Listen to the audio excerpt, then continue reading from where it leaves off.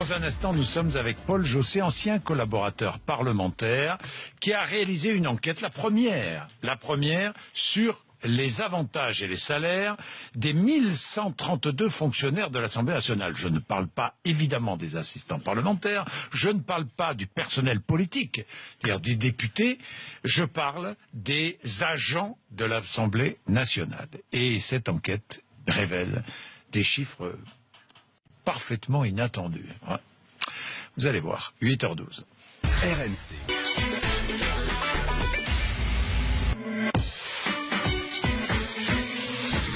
Sur RMC, votre invité Jean-Jacques Bourdin, Paul Jossé de l'IREF, l'Institut de recherche économique et fiscale, auteur d'une enquête sur les avantages des fonctionnaires de l'Assemblée nationale. Oui, Paul Jossé, bonjour. Bonjour Jacques Bourdin. Révélation dans Le Point et ce matin sur RMC et RMC Découverte, révélation sur les salaires et les avantages des 1132 fonctionnaires de l'Assemblée nationale. Alors vous avez été collaborateur parlementaire, vous n'êtes plus aujourd'hui, vous êtes membre de l'Institut de recherche économique et fiscale, l'IREF, vous travaillez pour l'IREF, ce qui est un institut public qui surveille la manière dont on dépense l'argent public. C'est un institut public, c'est un institut privé. Ah, c'est privé. Mais qui émet des rapports publics. Voilà, qui émet des rapports publics. Bon.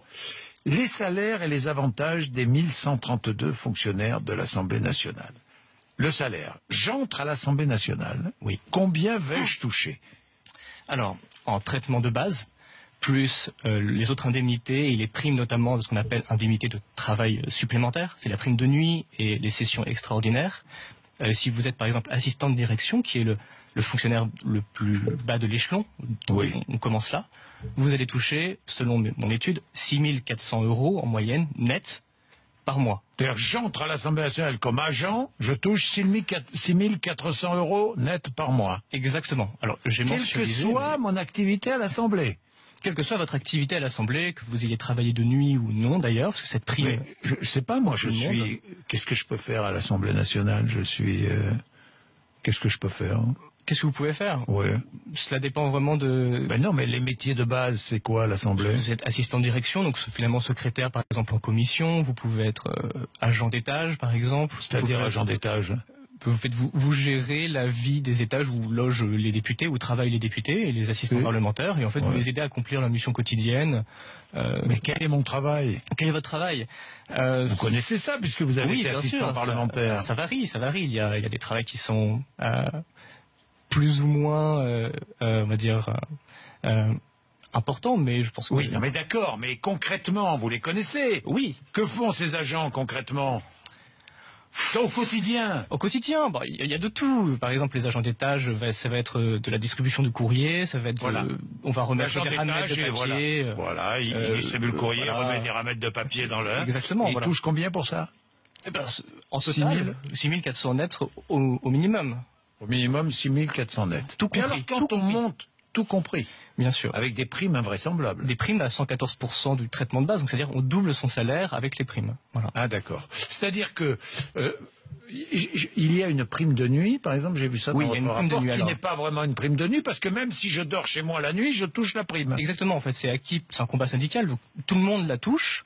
Ça représente 46 millions d'euros en 2016 par exemple, et donc par exemple si vous travaillez de nuit et moi pas, comme vous avez fait cet effort de travailler de nuit, ce qui pourrait être légitime, vous avez travaillé de nuit, vous pouvez avoir une prime pour ça. C'est normal, oui. Mais moi par exemple de ne pas avoir travaillé de nuit, je vais quand même l'apercevoir. Vous vais quand même l'apercevoir. Voilà, exactement. Bon, d'accord. Alors si je monte en grade, alors je touche beaucoup plus évidemment. Oui. Selon mon étude, on peut monter, alors par exemple, si vous êtes administrateur, qui est donc un haut fonctionnaire, catégorie A+, en fin de carrière, après plus de 10 ans, vous pouvez atteindre 18 700 €. Plus que le Premier ministre, voilà. Plus que les ministres. Plus que les députés également, plus... Mais je pense qu'il faut essayer de comparer ce qui est comparable. L'étude reprend les rémunérations moyennes des fonctionnaires du Bundestag et de la House of Commons. Et ils sont... Allemands et britanniques. Exactement, c'est l'Assemblée nationale allemande et l'Assemblée nationale britannique.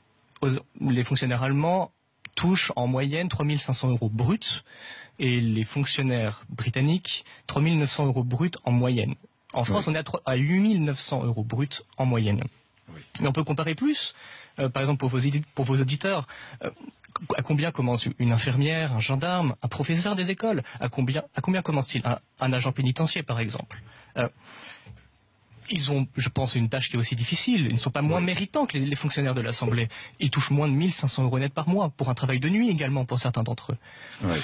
En fait, ils sont surpayés, quoi. Ils sont clairement surpayés, oui. Clairement surpayés, c'est l'argent de l'État, c'est-à-dire notre argent. Oui, c'est l'argent des impôts.